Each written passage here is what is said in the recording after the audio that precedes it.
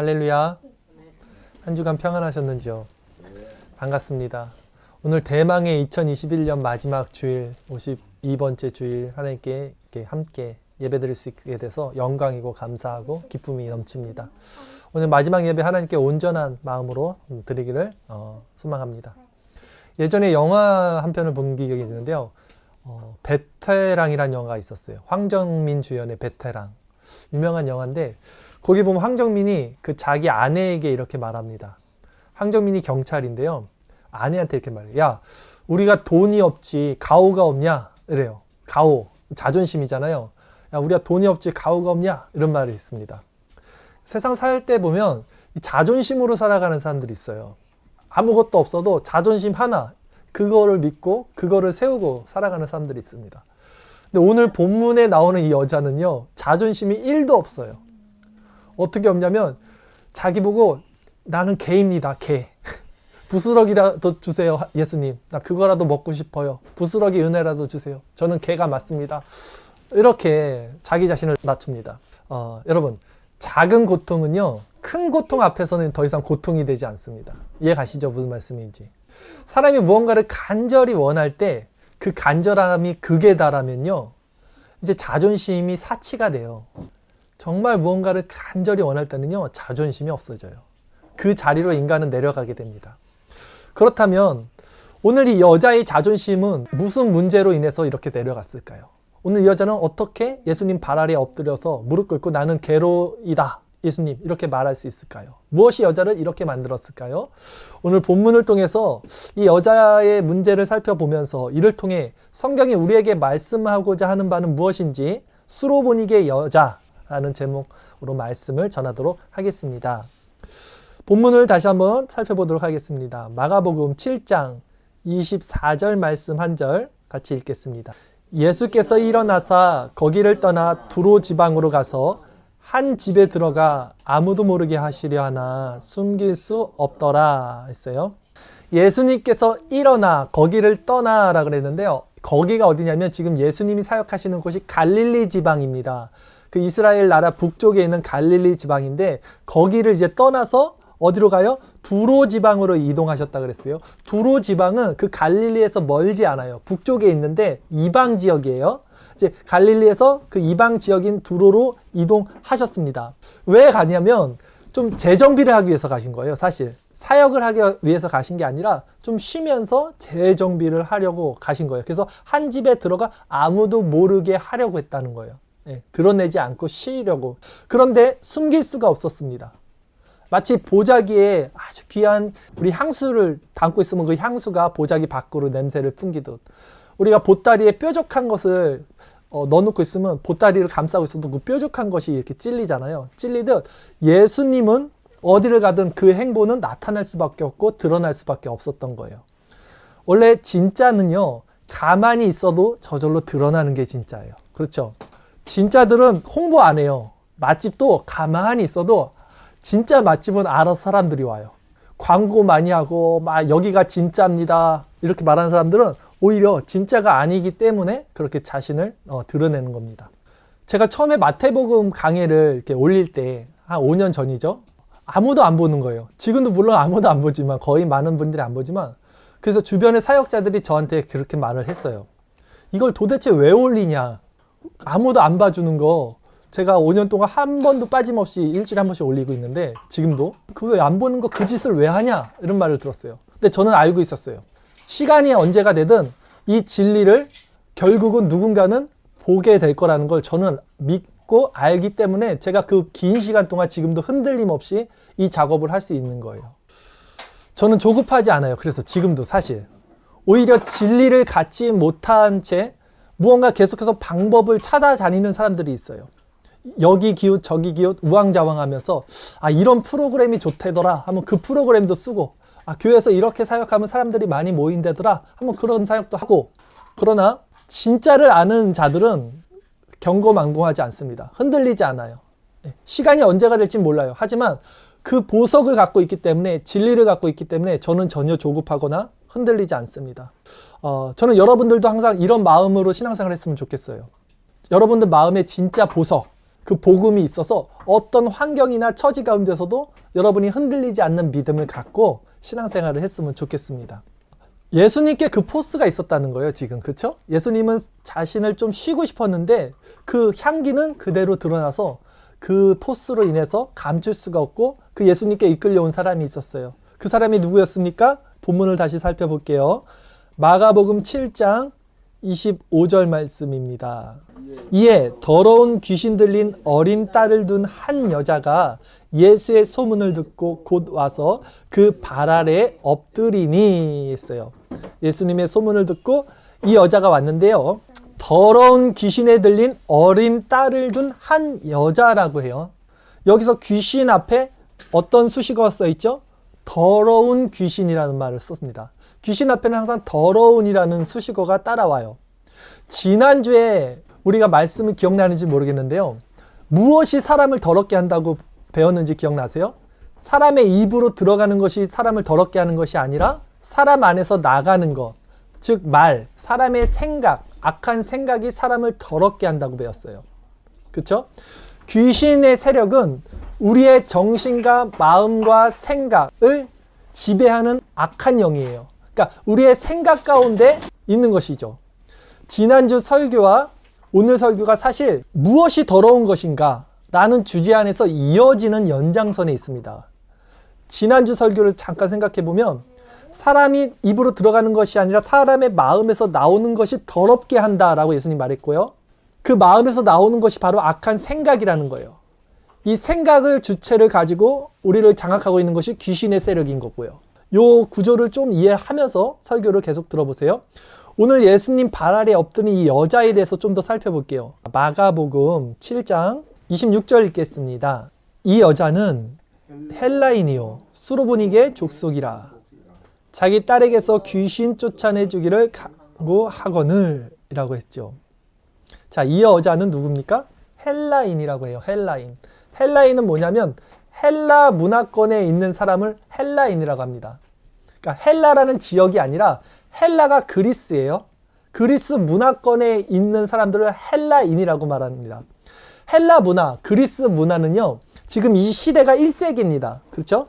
1세기가 있기 전에 BC 시대, 이 전 시대가 헬라 시대였어요. 그리스 시대. 그리스, 아테네, 소크라테스, 플라톤 들어보셨죠?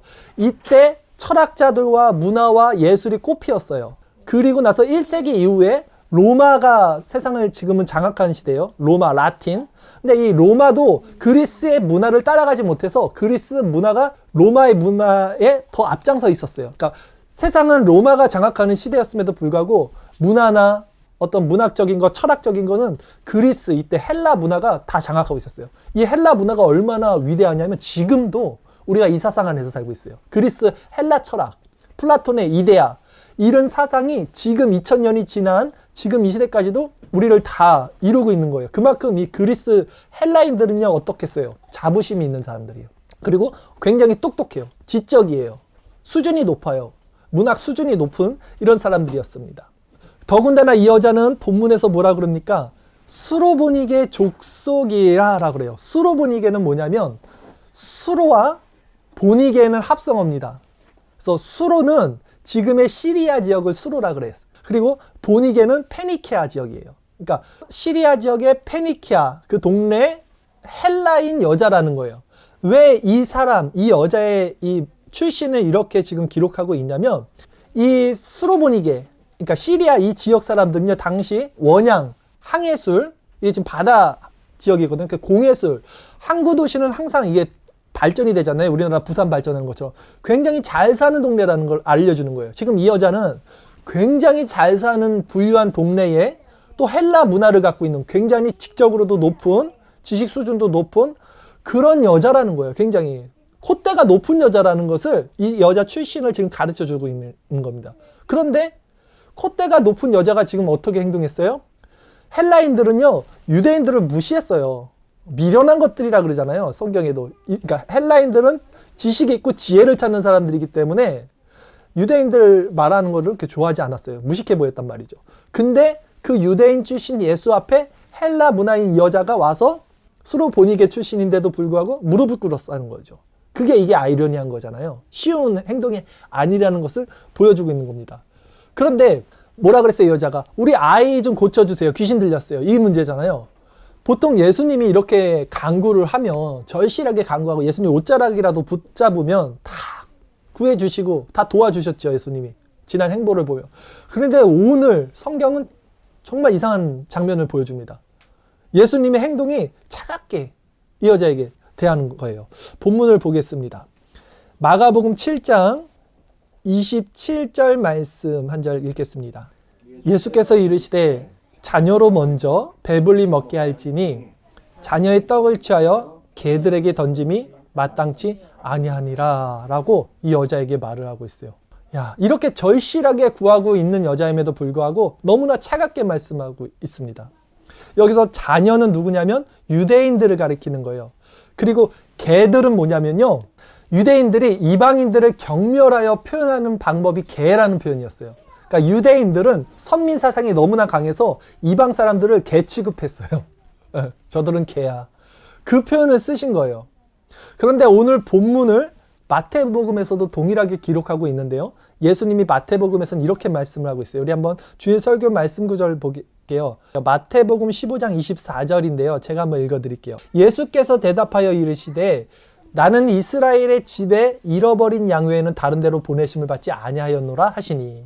예수님이 이 본문 그대로 말씀하시는 거예요. 나는 이스라엘의 집, 잃어버린 양 외에는 다른 데로 보내심 받지 아니했으니까 나는 이방인들, 너네들 도와줄 수가 없어 라는 취지로 말씀을 하는 겁니다. 그러나 사실 예수님은 제가 아까도 말씀드렸지만 이방인이든 유대인이든 다 도와주시는 분이에요. 사랑이 많으신 분이죠. 우리가 살펴봤듯이 거라사 지방 기억나세요? 군대 귀신 들린 사람, 그 돼지떼에게로 이렇게 보내갖고 구해주잖아요. 그 거라사 지방도 이방이었거든요. 이방인들 도와줬어요, 예수님이.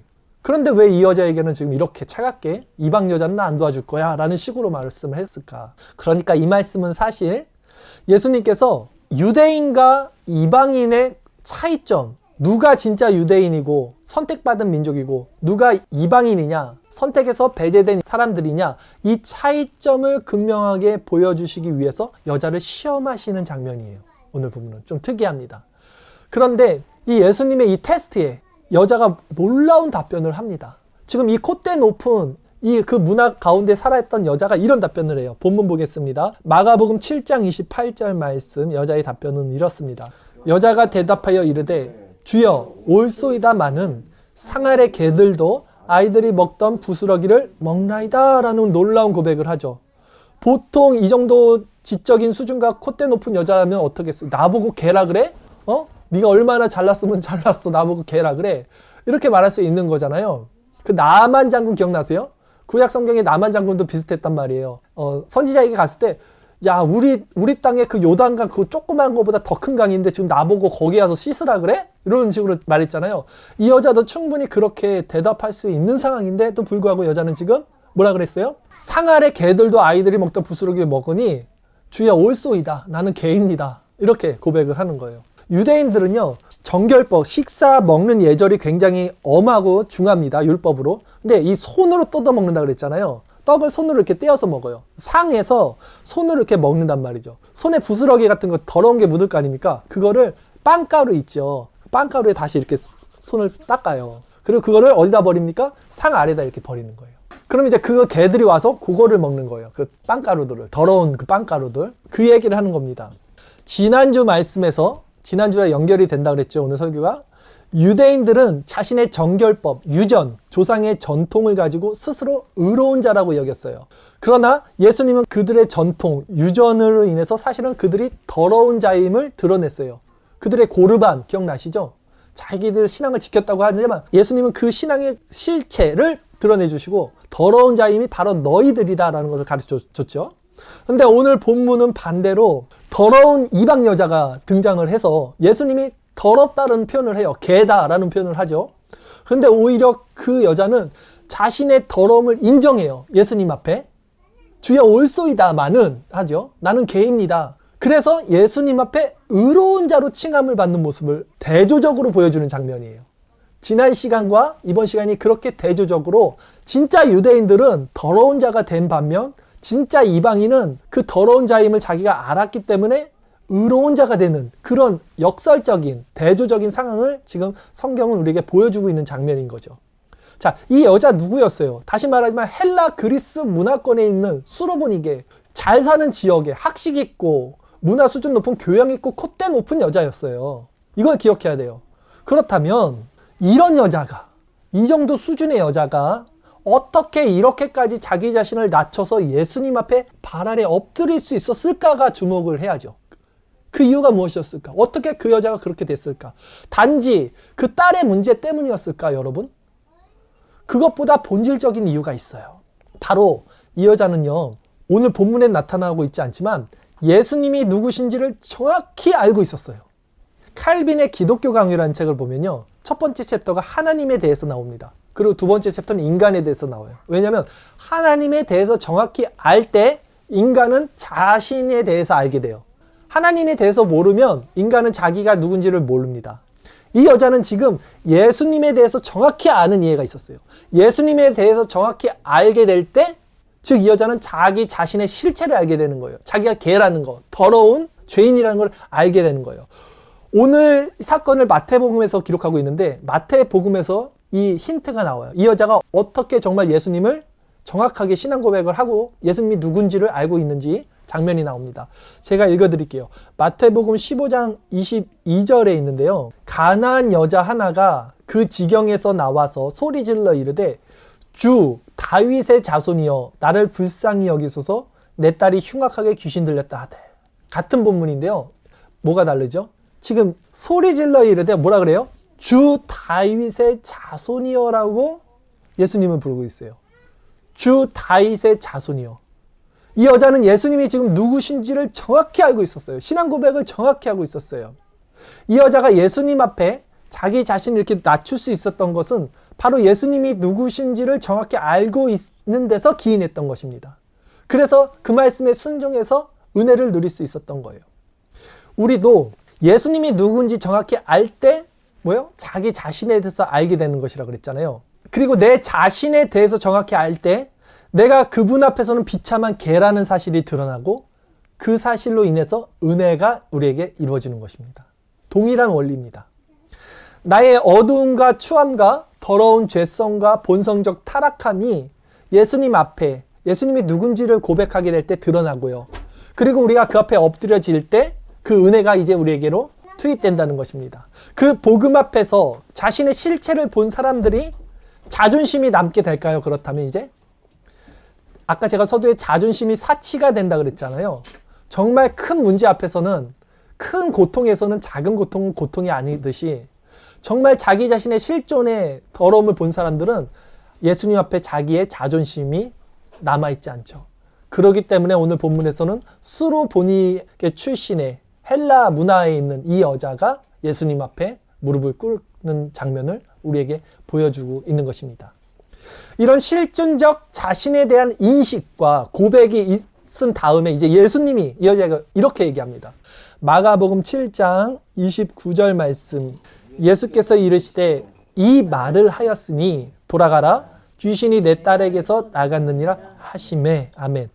예수님 뭐라 그래요? 이 말을 하였으니 돌아가라. 이 말, 그래, 너가 너 자신에 대한 인식, 너 자신의 실체에 대한 고백을 정확히 아는구나. 이 말을 하였으니 너는 그 더러움에서 깨끗하고 의롭게 회복된 것이다 라는 말씀을 주시는 겁니다. 마지막 본문 말씀입니다. 오늘 마가복음 7장 30절 말씀이 이제 이렇게 해서 해피엔딩으로 끝나요. 여자가 집에 돌아가 본즉 아이가 침상에 누웠고 귀신이 나갔더라. 이렇게 끝납니다. 너무 아이러니한 것은 뭐냐면 오늘 본문을 통해서 우리가 살펴볼 때 지난 시간 유대인들은요 예수님을 주님으로 영접하지 못했어요. 근데 오히려 지금 이방 지역에서 이방 여자에 의해서 예수님은 주님으로 대접을 받았다는 거예요. 예수님이 이 시험을 한 거예요. 누가 유대인이고 누가 이방인이냐로 질문을 한 거예요. 이게 너네들이 유대인이라고 생각했지만 그건 진짜 유대인이 아니었던 거예요. 이면적 유대인이 유대인이 아니라고 그랬잖아요. 이방인이지만 그 자신이 개라는 것을 알고 그 실체가 더럽다는 것을 안 자들은 유대인이 될 수 있다는 그 말씀을 하는 거예요. 예수님은 분명히 이스라엘의 잃어버린 영혼을 위해 오셨다 그랬어요. 그러나 그 이스라엘은 그러면 누구냐는 거예요. 유대인뿐만이냐? 아니라는 거예요. 정말 이스라엘, 정말 아브라함의 족속, 아브라함의 자손은 누굽니까? 예수 안에 자기의 실체가 드러나고 예수를 정말 주님으로 영접하는 그 사람이 진정한 선민, 선택된 백성, 이스라엘 민족이라는 것을 보여주시기 위해서 이 여자를 테스트한 거예요. 그 전 시간 그 유대인들과 대조를 하면서. 오늘 본문은 그런 이야기입니다. 유대인들은 자신의 전통과 주상의 유전인 정결법으로 자신들은 깨끗하다고 여겼지만 결국 그것으로 인해 자신은 더러운 자들임이 예수님 앞에 탄로 났죠. 그러나 오히려 오늘 이 이방 여자는 유대인들의 자신의 정결법을 위해서 사용하고 버린 그 빵 부스러기를 통해서 자신이 더러운 문제를 해결받게 되는 거예요. 이제 이 두 가지 이야기를 통해 무언가 느껴지는 게 없습니까, 여러분? 지난 시간 예수님이 이렇게 말씀하셨어요. 입으로 들어가는 것이 더러운 것이 아니라 사람의 마음에서 나오는 생각이 악한 것이다. 더러운 것이다. 하나님은 유대인이든 헬라인이든, 그러니까 이방인이든 선민이든 모두 다 회개하여 구원받기를 원하세요. 이게 하나님의 마음입니다.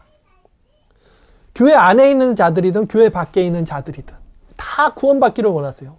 그러나 오히려 선민 사상이 있는 자들, 나는 교회 안에 있어, 나는 신앙이 있고 믿음이 있어, 나는 율법이 있어, 율법을 지키면서 살아, 이 자들은 자신들의 마음의 실체를 알지 못했기 때문에 그 율법으로 말미암아 자기가 믿는다는 그 지식으로 말미암아 그래서 결국 은혜 밖으로 떨어지는 반면 자신이 부정하다고, 자신이 더럽다고, 자신이 개임이라고, 자신이 그 구원에서 탈락한 자임을 아는 자들은 오히려 그 은혜 안에서 겸비한 상태로 들어가게 되는 그 모습을 보여주는 거예요. 이것이 복음이라는 겁니다.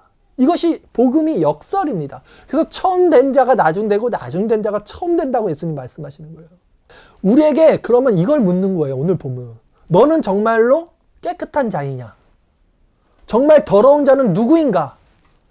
이것을 묻는 거예요. 우리도 마찬가지예요.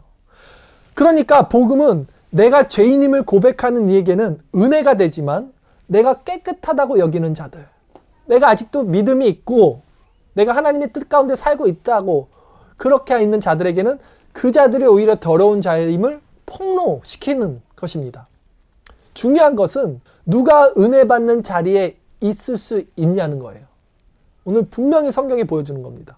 본문을 통해 성경은 유대 율법 안에 있는 자이든 아니면 수르보니게 여자처럼 율법 밖에 놓인 그런 자이든 모두 더러운 자임을 폭로시키는 거예요. 이게 핵심입니다. 이게 중요해요, 여러분.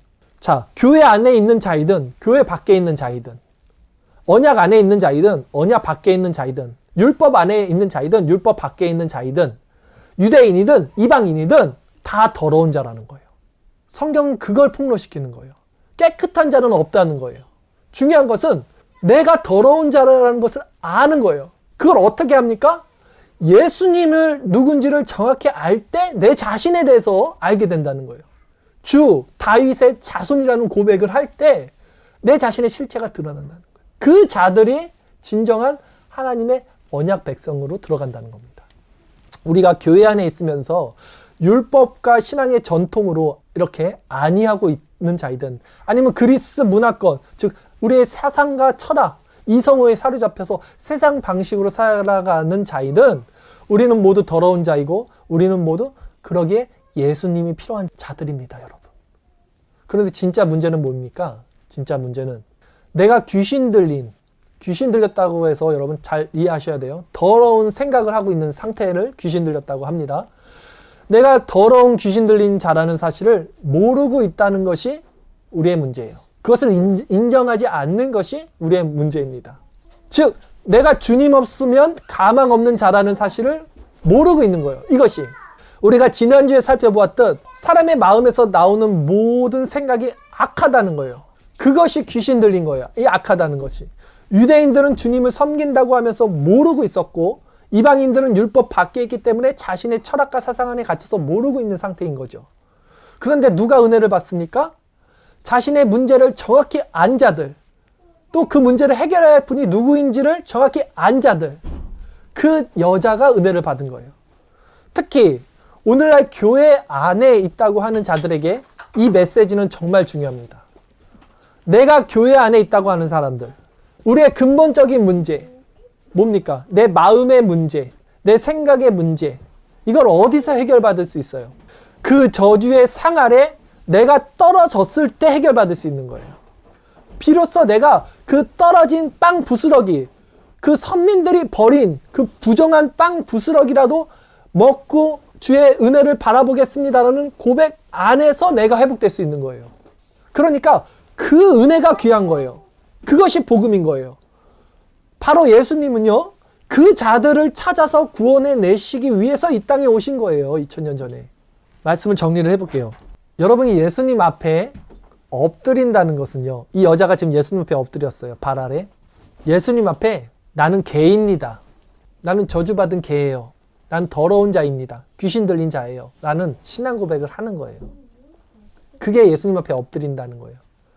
즉 예수님을 나의 주인으로 모신다는 의미는 그런 거예요. 개는요, 주인이 있잖아요. 항상. 우리에게는 주인이 주님이라는 것이, 그래서 주님이라고 그러는 거예요. 주인, 주. 그것이 신앙생활이에요. 여러분 주인이 누구십니까? 여러분은 아직도 적어도 내가 예수님을 따르지만 적어도 나는 개는 아니라고 생각하십니까? 내가 하나님을 믿지만 적어도 나는 귀신 들린 자는 아니라고 생각하십니까? 그렇다면 그런 사람들은 아직도 마음에 참된 평안과 생명이 없는 상태가 되는 거예요. 진짜 자신이 저주받은 개, 더러운 귀신 들린 자라는 자각이 있는 자는 예수님을 생명으로 여기고 그분의 성령을 따라 순종하는 삶을 살게 됩니다. 그때 우리 안에 참된 생명과 평안이 있게 됩니다. 자, 로마서 8장 6절 말씀처럼 육신의 생각은 사망이에요, 여러분. 여러분 자신이 주인으로 삼는 삶은 사망입니다, 결국. 왜? 육신의 생각은 모든 것이 악하다 그랬으니까. 그러나 성령을 따르는 생각은 생명과 평안이라 그래요. 나는 개입니다. 예수님이 나의 주인입니다. 이 신앙 고백으로 예수님 안에 사는 사람들은 생명과 평안이 있다는 거예요. 서두에 제가 말씀드렸죠. 진짜는 가만히 있어도 드러난다. 네, 향기가 난다. 근데 내가 진짜가 되려면요, 여러분, 먼저는 내가 가짜라는 것이 드러나야 돼요. 예수님 앞에 내가 가짜임을 드러낼 때 예수님의 진짜가 내 안에 오셔서 진짜를 만드는 겁니다. 오늘 본문의 수로보니게 여자는 자신의 더러움이, 자신이 가짜임이, 자신이 저주받은 자임이 드러났기 때문에 문제가 해결된 것입니다. 우리가 돈이 없지, 가오가 없냐? 세상 사람은 자존심으로 살아가요. 그러나 그리스도인들은 무엇으로 살아갑니까? 복음으로 살아가는 거예요. 이 복음. 자, 우리가 돈이 없지 복음이 없냐? 또 우리가 건강이 없지 복음이 없냐? 또 우리가 명예가 없지 복음이 없냐? 세상 사람들은 돈이나 명예나 건강을 추구하며 그것으로 아니면 자존심을 추구하며 그것으로 살아가지만 우리는 돈이 없어도 명예가 없어도 건강이 없어도 또 나의 자존심까지 없어도 복음으로 살아가는 자들이에요. 네? 그 기쁨으로 소망으로 평안과 안식과 충만함이 우리 안에 있기를 간절히 바라겠습니다. 기도하겠습니다.